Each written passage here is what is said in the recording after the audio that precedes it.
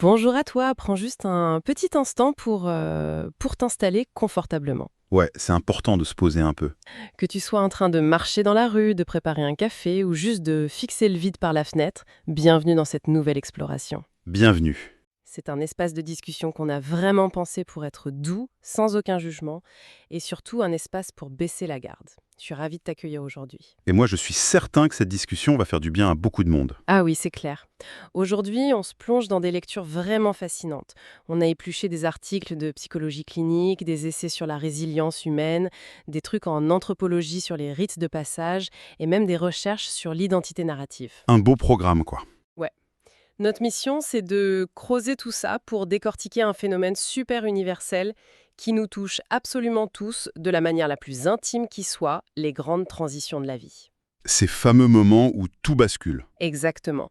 Que ce soit un changement de carrière, une rupture, un déménagement à l'autre bout du pays, ou même, et c'est ça qui est fou, des événements qu'on perçoit comme merveilleux. Comme l'arrivée d'un enfant, par exemple. Voilà. Peu importe la nature de l'événement, les fondations tremblent en fait, et la tempête émotionnelle s'installe. Et tu sais, les données qu'on a sous les yeux, elles posent une vérité fondamentale qui soulage immédiatement, je trouve. Ah oui, Ouais, la littérature scientifique montre que l'impression d'être totalement submergé, de perdre ses repères ou de ne plus savoir du tout qui l'on est dans un nouveau chapitre, c'est la réaction biologique et psychologique la plus standard qui soit. c'est normal en fait. Totalement normal. L'objectif de notre échange aujourd'hui, c'est surtout pas de fournir une espèce de liste de tâches pour aller mieux super vite. Surtout pas. Les chercheurs mettent vraiment en garde contre cette pression de la guérison rapide. Ce qu'on va faire, c'est explorer la mécanique invisible de ces bouleversements. Parce que comprendre ces rouages internes, c'est très souvent la meilleure manière d'apprivoiser le chaos qu'on ressent. Bon, décortiquons un peu tout ça, parce que je remarque dans les travaux de William Bridges, qui sont un peu le cœur de notre discussion d'aujourd'hui, qu'il y a une confusion majeure qu'on fait presque tous au quotidien. La différence entre changement et transition. C'est ça. On a tendance à utiliser les mots changement et transition comme des synonymes parfaits. Mais pourquoi cette erreur de vocabulaire nous coûte-t-elle si cher émotionnellement? La psychologie du développement justifie cette séparation par une différence de temporalité. Dans le modèle de Bridges, le changement s'est défini comme l'événement externe, situationnel quoi. Donc signer un contrat, rendre des clés... Recevoir un diagnostic médical, tenir un nouveau-né dans ses bras, ce changement-là, il peut se produire en une fraction de seconde, D'un coup. d'un seul coup. La transition, en revanche, c'est le processus d'adaptation interne. Le cerveau humain, il a besoin de temps pour recabler ses attentes, ses habitudes. Ouais, son environnement, tout ça. Exactement. Le changement se passe dans le monde physique, avec un calendrier super précis. La transition, elle, se passe dans le monde intérieur, avec une inertie très très forte. C'est lent. Voilà. Exiger de notre psyché qu'elle s'aligne instantanément sur une nouvelle réalité physique, c'est comme demander à un énorme navire lancé à pleine vitesse de faire demi-tour sur un mètre. Ah, j'adore cette image. Et ça explique ce fameux sentiment d'inadéquation qu'on retrouve dans pas mal de témoignages cliniques. Cette espèce de culpabilité silencieuse face au changement positif. C'est très fréquent. Imaginons l'obtention de la promotion de tes rêves, par exemple. Extérieurement, le changement est fait. Tout le monde te félicite, l'augmentation est sur ton compte en banque. Tout va bien dans le meilleur des mondes. Mais intérieurement, la transition n'est pas encore là. Et du coup, c'est l'angoisse ou la désorientation qui domine. Et la culpabilité frappe, parce que la société te dit que tu devrais sauter de joie. Alors que ton inconscient, lui, il est encore loin derrière à essayer de rattraper le navire, quoi. C'est exactement ça. Et d'ailleurs, ce qui est fascinant ici, c'est que l'aspect le plus contre-intuitif du modèle de Bridges, c'est que toute transition ne commence pas par un début. Ah ouais. Elle commence obligatoirement par une fin. C'est hyper paradoxal, hein. Ouais, mais avant de pouvoir intégrer une nouvelle réalité, le cerveau doit procéder à un travail de déconstruction. Il y a un processus de deuil naturel qui s'opère sur l'ancienne identité. Même si le changement était voulu. Surtout si le changement était voulu. Il faut faire le deuil des anciennes routines, de l'ancienne version de soi-même. Donc si je te suis, si on déménage dans la maison de nos rêves, il faut quand même faire le deuil du petit appartement tout pourri d'avant, hein. Ouais, le deuil d'identité de celui ou celle qui vit en centre-ville, le deuil des habitudes au petit café du coin. Ouais, ça me parle tellement. L'anthropologie moderne confirme vraiment cette nécessité de clôture. Et on retrouve beaucoup les travaux d'Elisabeth Kubler-Ross sur les mécanismes du deuil. Ceux qu'on associe généralement à la fin de vie. Exactement.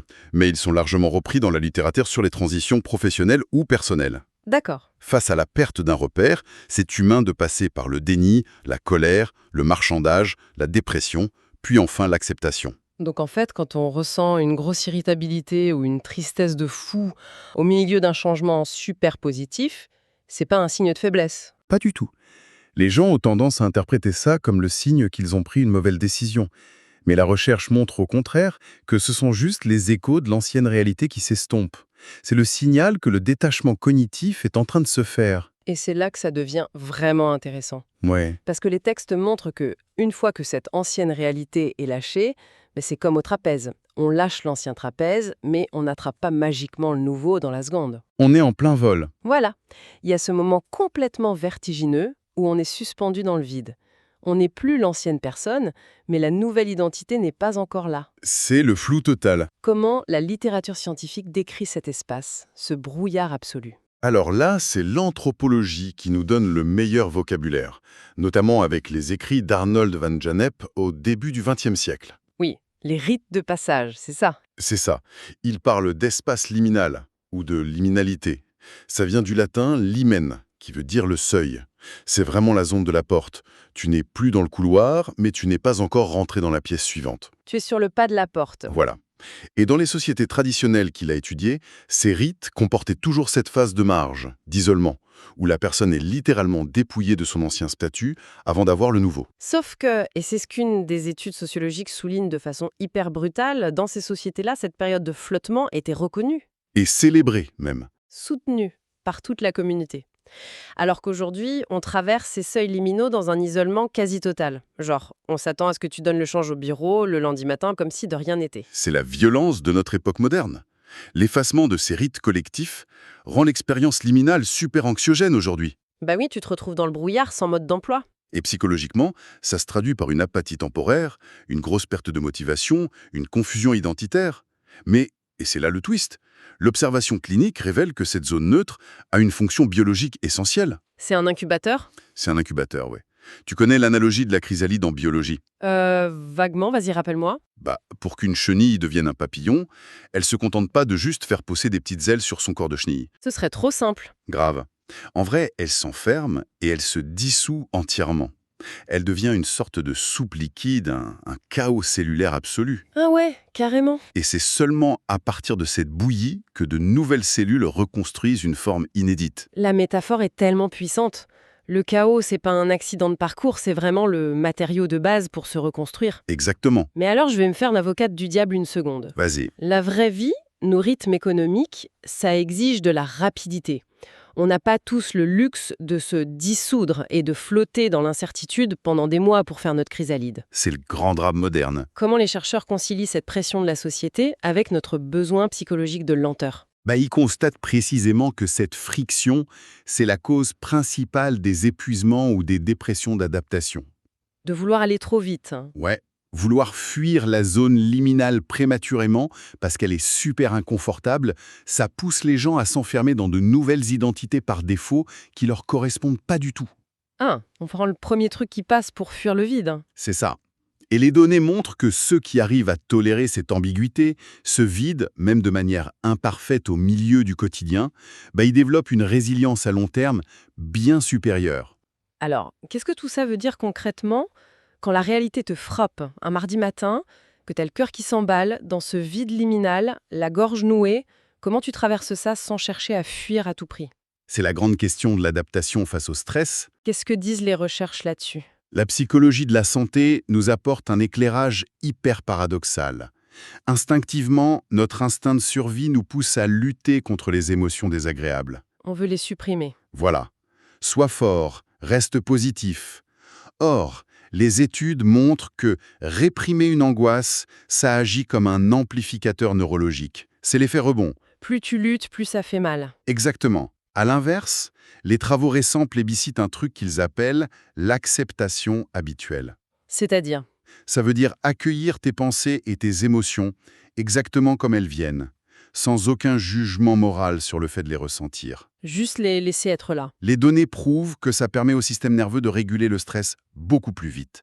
L'émotion fait son travail d'alerte, elle traverse ton corps et puis elle s'estompe sans te créer d'épuisement chronique. C'est un immense soulagement d'entendre ça. Ne pas gaspiller son énergie à cacher sa fatigue mentale, quoi. Laisser la vague suivre son cours. Mais au-delà de lanternes, les recherches insistent aussi lourdement sur l'environnement externe. Et là, je regarde le modèle d'une chercheuse géniale, Nancy Schlossberg. Ah oui, un grand classique. Elle a théorisé les transitions autour de ce qu'elle appelle les 4 S. Est-ce qu'on peut détailler un peu cette architecture? Parce que ça m'a l'air être une vraie boussole. Carrément. Ce modèle des 4 S permet vraiment de cartographier tes ressources quand tout bascule.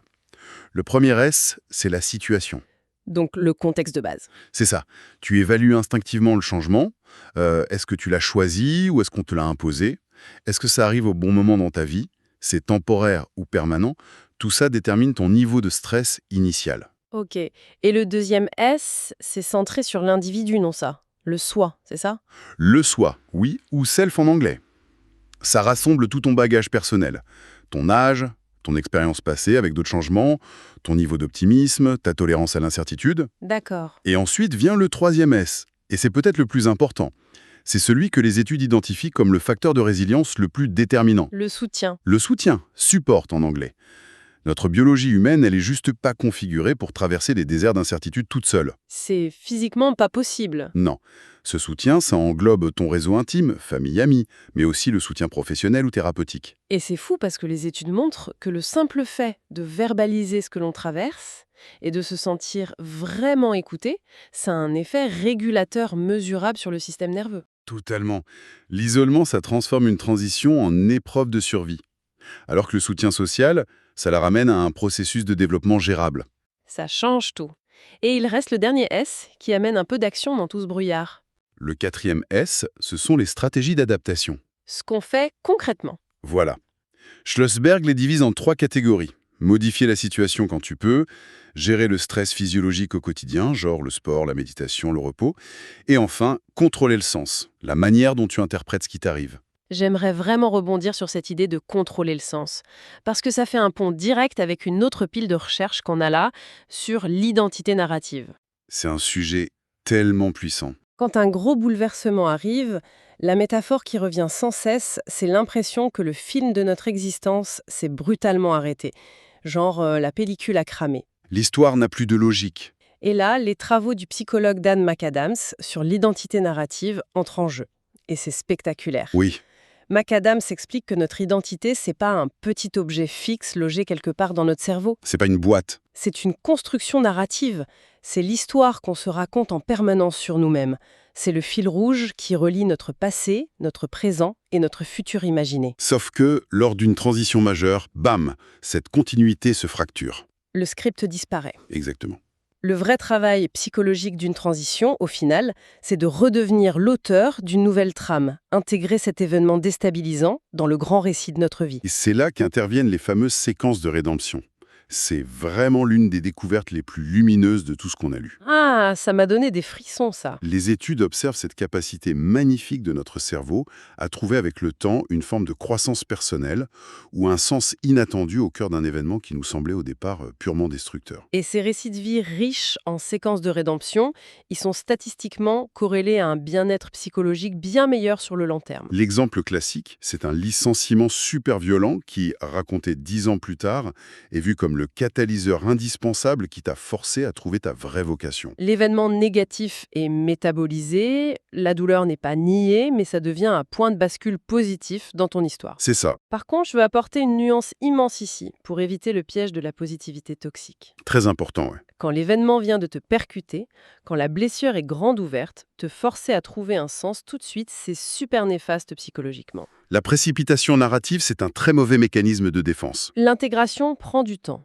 Le brouillon de ton histoire a le droit d'être confus et raturé pendant hyper longtemps. Il faut laisser au temps le soin de distiller le sens. Et d'ailleurs, si l'on relie ça à une vision plus globale, ça soulève une question hyper provocatrice sur notre société d'aujourd'hui. Ah oui, par rapport à notre tolérance au vide? Oui, les anthropologues s'accordent à dire que la transition nécessite de tolérer ce vide liminal, ce silence intérieur.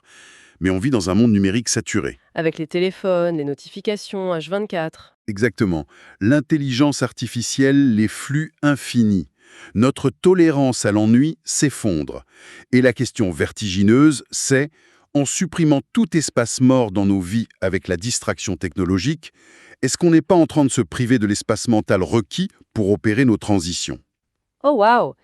Si la chenille passait son temps sur TikTok dans sa chrysalide, est-ce qu'elle deviendrait un papillon?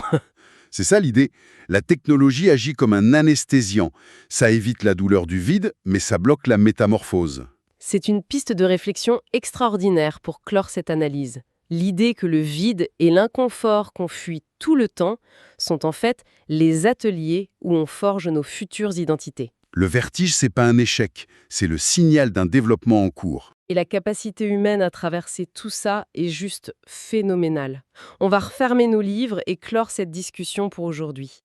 Il faut se rappeler que la théorie n'enlève pas la difficulté du moment. Ce processus est rude, le brouillard est épais. C'est lourd à porter. Mais chaque once de cette confusion est une expérience profondément humaine. Rappelle-toi que tu n'as absolument pas à traverser ça dans la solitude. C'est une expérience universelle et il y a du soutien autour de toi. Prends ton temps. Oui, laisse les transitions dicter leur propre rythme et sois indulgent vers toi-même face au chaos. Merci de nous avoir accompagnés dans ce moment d'exploration intime. On se retrouve très vite pour une nouvelle plongée au cœur de ce qui fait notre humanité.